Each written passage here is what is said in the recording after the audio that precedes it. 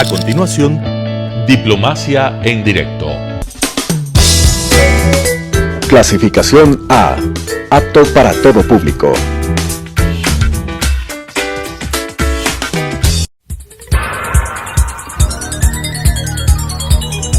Las opiniones vertidas en este espacio por la producción y dirección del programa son de exclusiva responsabilidad de sus autores y de quienes intervienen en ellos.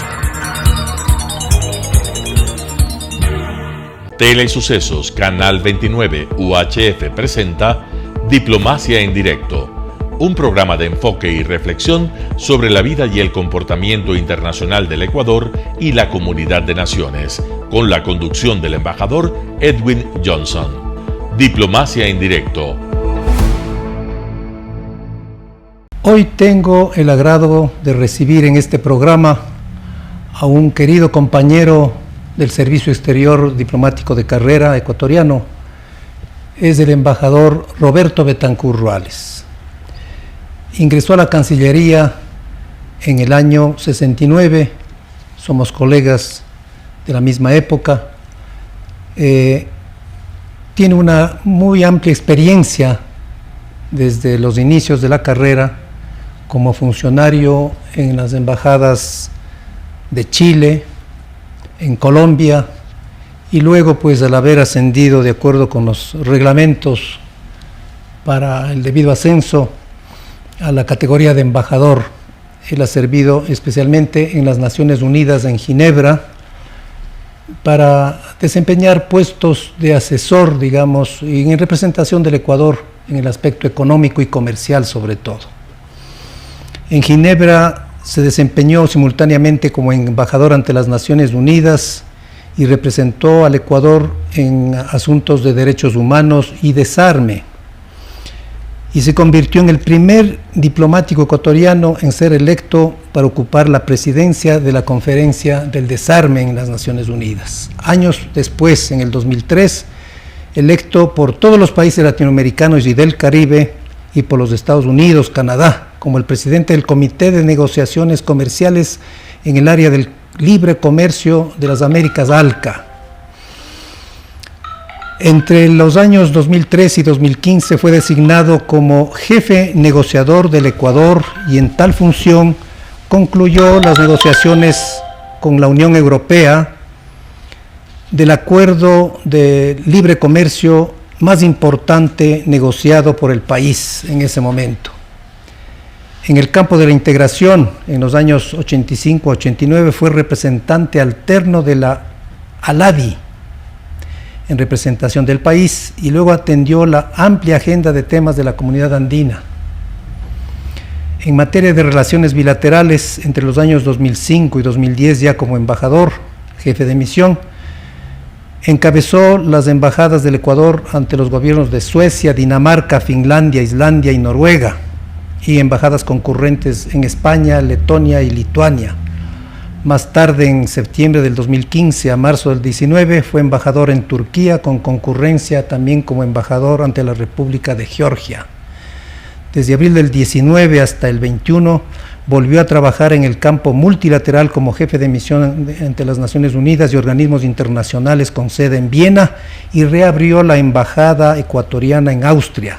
Como diplomático, pero sin rango de embajador, también estuvo en misiones, como decía inicialmente, en Chile, Uruguay y Colombia. En varias ocasiones ocupó altos cargos en los ministerios de Relaciones Exteriores y de Comercio e Inversiones del Ecuador. En esas instituciones oficiales fue responsable de las subsecretarías de Política Económica Internacional, de la de Asuntos Multilaterales, así como en asuntos bilaterales, de integración y negociaciones comerciales, y ocasionalmente asumió como ministro de Relaciones Exteriores y viceministro, tanto en la Cancillería como en el Ministerio de Comercio Exterior. Ha escrito varios artículos sobre política internacional y política comercial en varias publicaciones de diversos países. Roberto, al darte la bienvenida, yo quisiera referirme a algo interesante para que conozca la audiencia y la opinión pública del país sobre cómo es la diplomacia cómo funciona nuestra profesión, nuestra forma de profesión en representación de nuestro país. El Ecuador particularmente ha tenido pues en su trayectoria como miembro de la comunidad internacional ese comportamiento, digo, en favor de la defensa de los intereses territoriales sobre todo, pero poco se conoce acerca de lo que es pues participar en reuniones de carácter internacional referidas al comercio, a la integración, al aspecto pues que funciona en diferentes organismos, sobre todo de las Naciones Unidas. Por favor, Roberto, tienes la palabra. Te agradezco, mi querido embajador Johnson. Esta es una invitación y tengo el placer de compartir la mesa contigo. Quisiera comenzar diciendo que el Ecuador, y específicamente la Cancillería, tomó liderazgo en la participación en la defensa de los intereses del Ecuador en el campo económico y en el campo comercial. Esto nos llevó al Ecuador a buscar por primera vez la participación dentro de un organismo muy importante. En esa época era el GATT, el Acuerdo General de Aranceles y Comercio. Buscamos la adhesión a ese organismo. Sin embargo, como todos ustedes saben, ese organismo terminó su actividad, terminó sus funciones y se convirtió en la Organización Mundial de Comercio. Así es.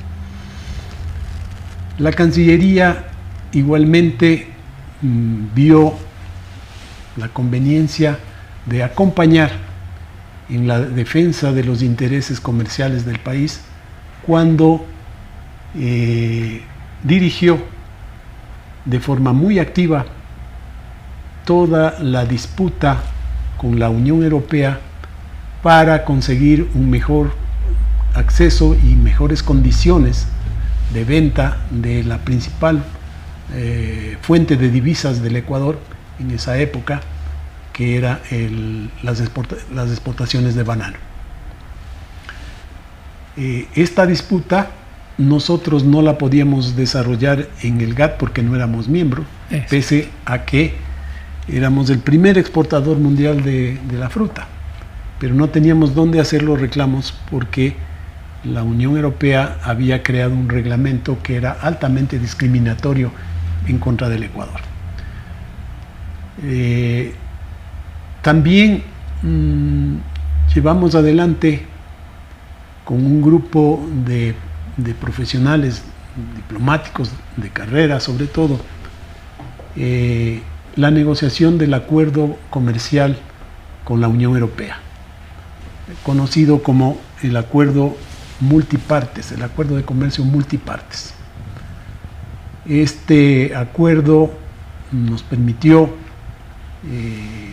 desarrollar la capacidad de las exportaciones ecuatorianas y de además incrementar el ingreso de divisas al Ecuador, el ingreso de productos ecuatorianos al mercado europeo, el aumento del número de empresas exportadoras, nuevas empresas exportadoras con nuevos productos en esos mercados y por supuesto un gran desarrollo de la actividad económica en el país, una gran oportunidad de generación de puestos de trabajo. Pero quiero referirme a algo que tú has mencionado. Sí. ¿Por qué la Cancillería tomó este liderazgo? ¿Por qué esta actividad dentro de la Cancillería? En aquella época habían muy pocas instituciones del gobierno ecuatoriano que tenían una vinculación muy estrecha con los organismos internacionales, la que se relacionaba directamente y con muchísima frecuencia era la Cancillería y sus funcionarios, pero también nos permitía este hecho nos permitía tener una concepción distinta y diferente de lo que estaba pasando en el exterior, en el mundo exterior, fuera de las fronteras del Ecuador.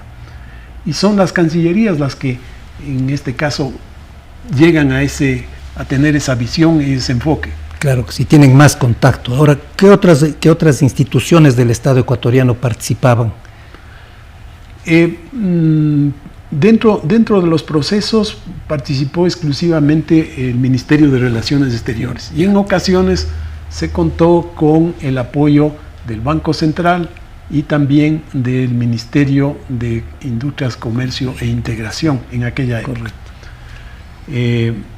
Pero básicamente eran esas instituciones las que la Cancillería coordinaba. ¿Por qué? Primero, por el alto nivel de preparación de los funcionarios de carrera que trabajaban en la Cancillería. El mejor conocimiento de las contrapartes que tenían estos funcionarios. Claro, ¿por qué tenían mejor conocimiento? Porque tenían contacto con las embajadas extranjeras en los países, ejercían o desarrollaban actividades en los organismos internacionales, sabían cómo moverse en una sala de reuniones, sabían cómo acercarse y abordar a las contrapartes. En muchos casos había la acumulación de contactos, había la acumulación de experiencia para coordinar estrategias, y había además algo que es importante: el conocimiento acumulado de normas, de reglas, del manejo de los temas, y algo que no podemos dejar de apreciar en un campo de negociaciones, que es el manejo de idiomas. Claro, ¿no? Absolutamente. Entonces, eran estas características que le daban una ventaja al funcionario de Cancillería, no solamente en mirar cómo se desarrollaba. Claro. Y tú en tu caso tienes, pues, aparte del español, el inglés, el francés, además del portugués, entonces eso facilita mucho en la relación diplomática, ¿no? Luego, ¿por qué la Cancillería tomó el liderazgo de esto? Porque tenía el respaldo del sector oficial y del sector privado, ¿no? Manejaba además con transparencia, y esto era lo que generaba la confianza y el respaldo, ¿no? en esos sectores. Manejaba con enorme transparencia la información y con profesionalismo todas las negociaciones. Esto te hace ver cómo en aquella época el diplomático era percibido internamente y externamente, ¿no? También el Ministerio de Relaciones Exteriores tenía una infraestructura envidiable hasta ahora.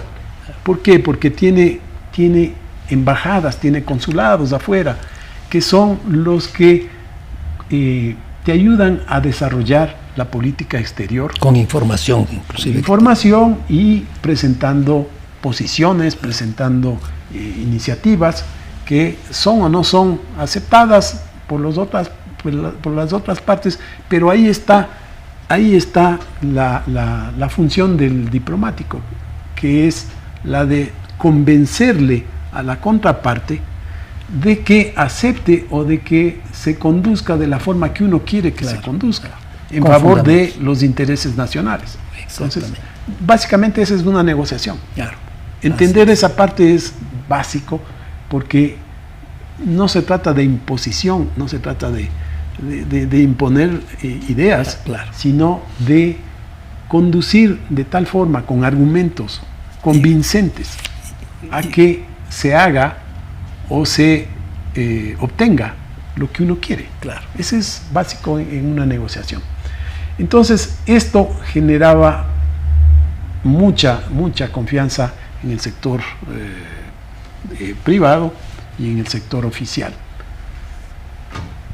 Nosotros habíamos visto que era necesario elaboración de propuestas, pero no cualquier propuesta, sino no perder de vista que éramos un país en desarrollo. Nunca llegamos a hacer lo que en algún gobierno se decía, que éramos una potencia ya latinoamericana. No es así. Pues, pero claro. no, pues teníamos que tener conciencia. Hay que ser realistas, sí. Realista, exactamente, en nuestras propuestas, que éramos un país en desarrollo, un país pequeño, y que necesitábamos nosotros armar esquemas donde se pueda coordinar este tipo de posiciones. El Ecuador, nosotros veíamos, la Cancillería veía que no podía quedarse rezagado en un mundo cambiante, ¿no es cierto?, y que se estaba globalizando. Entonces, por eso es que la Cancillería tuvo esa posibilidad de contar con gente que tenía una visión distinta de la que primaba en aquella época y emprendió en estos procesos de negociación que hoy, luego de transcurso de los años, vemos que han sido exitosos. Absolutamente, claro, han sido muy positivos para el Ecuador. Muy Todo positivos. esto ha tomado años de desarrollar estudio, seguimiento de largo alcance, ¿no? Y profundizar los temas que se trataban y formar equipo, justamente, que yo recuerdo tú siempre fuiste el que lideró esa forma de trabajar, con el objeto de presentar una posición reforzada, debidamente basada en lo técnico sobre todo. En realidad, el embajador Betancourt fue en su momento pues quien lideró una serie de delegaciones que nos llevó pues a cumplir debidamente con las propuestas que el Ecuador planteaba en esta materia comercial sobre todo, ¿no?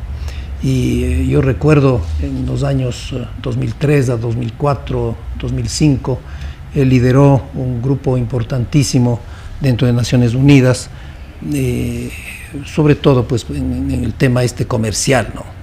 Y dejó planteado posibilidades muy ciertas en beneficio del Ecuador, que luego desgraciadamente no tuvo el seguimiento contundente que debía haber tenido esas propuestas dentro de los organismos comerciales internacionales. Yo me recuerdo, quedó adelantadísimos trabajos ya hechos, sobre todo con respecto al banano, por ejemplo, y inclusive con Estados Unidos, el ATPDA, el APEC, con la Unión Europea se adelantó enormemente, ¿no es cierto? Y así por el estilo. Digamos que llegado el año 2004-2005 quedó muchas cosas de lado, lamentablemente. ¿Qué nos puedes decir acerca de eso, de esa etapa que realmente se desperdició el Ecuador, ¿no? Yo diría que se trabajó intensamente y se logró la concreción de varios objetivos, ¿no? Primero, el Ecuador debió analizar qué era lo que convenía en aquella época, y me estoy refiriendo a la época en la que nosotros desde el campo económico veíamos que no pertenecíamos al GATT. Al GATT. El GATT es un organismo que se creó en 1947 y quizá nos retrasamos en ser miembros. No pudimos ingresar, no pudimos estar presentes en la más importante ronda de negociaciones comerciales, que era la ronda denominada la ronda de Uruguay. Claro. La ronda de Uruguay. ¿Años qué? ¿92, 95? Sí, sí, ¿no es cierto? La ronda Uruguay fue importante primero porque se modificó toda la estructura inicial con la que nació el GATT. Se revisó todo el articulado de un acuerdo enorme en donde se veía todo el sistema de comercio internacional regido por, digamos, en el campo de acceso de mercados, en la agricultura, en propiedad intelectual, en normas de origen. Toda esa parafernalia de normas estaban siendo reformadas y constituyó un trabajo larguísimo, 8 años de trabajo, en los cuales el Ecuador no estuvo. Fue el único país de América Latina que no estuvo. ¿En qué año fue eso? Eso comenzó en el año 86, ¿no? Y terminó en el año 94. 8 años en los cuales no pudimos tener ninguna participación, y además, por no ser miembros de la ronda, por no ser miembros del GATT y no haber participado en la ronda Uruguay, no teníamos el derecho de someter nuestros problemas comerciales para defender nuestros intereses. ¿No? No teníamos dónde. Podíamos hacer aproximaciones, por ejemplo, en el caso de nuestros intereses comerciales en el banano. Podíamos hacer aproximaciones a la Unión Europea, que en esa época se llamaba Comunidad Europea, pero no teníamos peso, un solo país, no teníamos ninguna incidencia en lo que sería la probable solución. Pero esto nos llevó a pensar en que debíamos modificar la forma de inserción internacional del Ecuador en el mundo, ¿no? Debíamos dejar de lado la estrategia aquella individual o bilateral, ¿no es cierto?, de acercarnos a los países, y debíamos ir por el lado multilateral, que es donde un país pequeño tiene las de ganar. Claro. ¿No? Tiene las de ganar cuando tú tienes conceptos claros, cuando tú tienes argumentos precisos y cuando tienes objetivos fuertes, entonces tú tienes las de ganar. Y así fue como se desarrolló el tema, por ejemplo, central de la disputa por salir o por desmontar el esquema discriminatorio que había impuesto la Unión Europea, la Comunidad Europea al Ecuador y a todos los países bananeros. Entonces vimos que los países bananeros, por ejemplo, durante la ronda Uruguay estaban cuestionando unas normas discriminatorias. Nosotros como Ecuador no podíamos hacerlo. Estaban cuestionando en el sistema de solución de diferencias del GATT a la Comunidad Europea. ¿Y ahora cómo está? Y le ganaron. Ajá. 2 veces, dos paneles, o sea, 2 juicios, digamos así. Claro. Y le ganaron. Lamentablemente, los resultados de ese par de paneles no fueron adoptados por los países miembros del GATT por una serie de circunstancias, y los países bananeros de aquella época, no obtuvieron ninguna reforma. Esto comenzó en el año 92-93 y como dije, no pudieron ganar, pero nosotros, cuando pudimos ingresar a la Organización Mundial de Comercio, convocamos a Estados Unidos, convocamos a Honduras, convocamos a Guatemala, y emprendimos un juicio que duró nada más ni nada menos que 14 años. Y en el 2010 nosotros, la Cancillería, estoy hablando, que liderábamos ese proceso, obtuvimos un resultado parcial, satisfactoriamente no nos convencía mucho, pero algo habíamos alcanzado. Se había derrumbado gran parte de las obstáculos de ingreso de la fruta al mercado europeo, y solamente obtuvimos entre comillas, el triunfo final cuando terminamos de negociar el acuerdo de libre comercio con la Unión Europea en el 2014. Bueno, Roberto, lamentablemente pues el tiempo es siempre el que nos limita, de tal manera que yo te agradezco enormemente con el ofrecimiento de continuar esta importantísima conversación, porque la audiencia debe conocer estos detalles que son importantes para el país y que deben ser conocidos. Muchísimas gracias, Roberto, porque nos has ofrecido una magnífica exposición. Gracias a ti, mi querido Edwin. Estoy a tu disposición. Muy amable. Las opiniones vertidas en este espacio por la producción y dirección del programa son de exclusiva responsabilidad de sus autores y de quienes intervienen en ellos. Telesucesos Canal 29 UHF presentó Diplomacia en Directo, un programa de enfoque y reflexión sobre la vida y el comportamiento internacional del Ecuador y la comunidad de naciones, con la conducción del embajador Edwin Johnson. Diplomacia en Directo,